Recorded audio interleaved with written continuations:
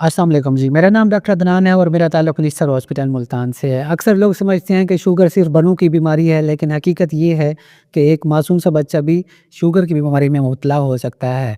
और ये कहानी तकरीबन हज़ारों घरों की है पाकिस्तान में। और मरीज़ को तब लेके आते हैं हमारे पास या इमरजेंसी में जब वो बेहोश हो चुका होता है, जब ये वो कोमा में चला जाता है। इस डिज़ीज़ को हम कहते हैं टाइप 1 डायबिटीज़ मेलाइटस।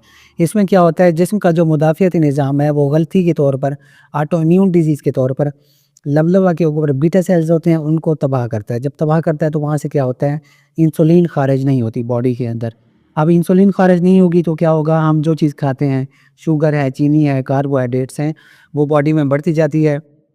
नॉर्मली क्या करती है इंसुलिन, उस शुगर को, उस चीनी को लेके जाती है सेल्स के पास, खुलियों के पास, कि भाई इसको अंदर कर लें और इसको तवानाई में तब्दील करें। वहाँ पर इंसुलिन रिसेप्टर्स होते हैं जो इंसुलिन का पैगाम समझते हैं, और जो चीनी है, शुगर है, वो सेल्स के अंदर स्टोर होती है, बाद में काम आती है। लेकिन इस मसले में क्या होता है, शुगर बॉडी में रहती है और बॉडी उसको इस्तेमाल नहीं कर पाती तवानाई के लिए, चलने-फिरने के लिए। तवानाई के लिए फिर क्या करती है, वो चर्बी को तोड़ती है। जब चर्बी को तोड़ती है तो क्या होता है, कीटोन्स पैदा होते हैं बॉडी के अंदर, जो खून को, पूरे जिस्म को तेज़ाबी बना देते हैं। इस कैफ़ियत को हम डायबिटिक कीटोएसिडोसिस कहते हैं। इसमें जब शुगर एक ख़ास हद से बढ़ जाए तो फिर इसका डायग्नोसिस किया जाता है। इसमें कौन-कौन सी अलामात आएँगी, शुरू में ये होंगी कि बच्चा मीठा बहुत ज़्यादा खाता है, प्यास बहुत ज़्यादा लगती है, बार-बार पेशाब करता है, आँखें धसी हुई हैं, और उसके बाद कमज़ोर होता जा रहा है, वज़न कम हो रहा है, और कभी-कभी बेहोश हो जाता है, चक्कर वगैरह आ जाते हैं। तो फिर ये अलामात इब्तिदाई हैं। उसके बाद क्या होता है, बच्चे बेहोश भी हो जाते हैं और बाज़ औक़ात कोमा में भी चले जाते हैं, और कुछ मरीज़ों की मौत भी वाक़ई हो जाती है अगर वो बर वक़्त इलाज ना करवाएँ तो। क्योंकि अक्सर मरीज़ क्या करते हैं, जब इस तरह की अलामात हों तो वो या तो पीरों के पास जाएँगे या हकीमों के पास जाएँगे, और असल इलाज तक आते-आते उनको काफ़ी टाइम हो चुका होता है।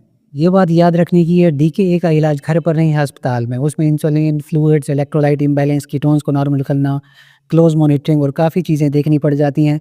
अक्सर मरीज़ यानी कि ऐसी स्टेज पे आए होते हैं जिनमें हमारे लिए बहुत मुश्किल हो जाती है उसको नॉर्मल करना, कीटोन्स को नॉर्मल करना और फ्लूइड्स को चलाना, ताकि जो है ना कीटोन्स बॉडी से बाहर निकल सकें। इस तरह के बच्चों में फिर इंसुलिन चलती है, इंसुलिन उनको देनी पड़ती है क्योंकि उनका जिस्म जो है इंसुलिन नहीं बना रहा। इंसुलिन से नफ़रत जो है ना हमें कम करनी पड़ेगी, क्योंकि इंसुलिन मेरे में भी मौजूद है, आपके अंदर भी मौजूद है। अगर ये इंसुलिन ना हो तो हम सारे कीटोएसिडोसिस के शिकार हो जाएँगे। इंसुलिन का क्या काम है, बॉडी के अंदर शुगर को कम रखना होता है, नॉर्मल रखना होता है। तो शुगर इंसुलिन लगेगी उस बच्चे को जिसमें टाइप 1 डायबिटीज़ मेलाइटस डायग्नोज़ होती है, और ये सारा कुछ डॉक्टर के मशवरे, चेकअप, इन्वेस्टिगेशन, टेस्ट के बाद होगा।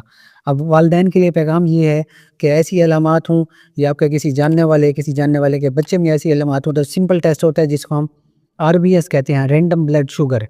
शुगर का एक टेस्ट करवा लेते हैं, सिंपल ₹150 में हो जाता है। तो उससे क्या होता है, अंदाज़ा हो जाता है कि इस बच्चे में ये मसला तो नहीं है, क्योंकि जब बहुत ज़्यादा सीवियर होगा तो फिर इलाज भी ज़्यादा होगा, और इलाज करने के लिए डॉक्टरों को भी मुश्किल होगी और आपको भी परेशानी का सामना करना पड़ेगा। तो ये थी video diabetic ketoacidosis type 1 diabetes mellitus in children के हवाले से। किसी और वीडियो में किसी और टॉपिक के साथ मुलाकात होगी। वीडियो अच्छी लगी हमारे चैनल को सब्सक्राइब कर लें। अल्लाह हाफ़िज़।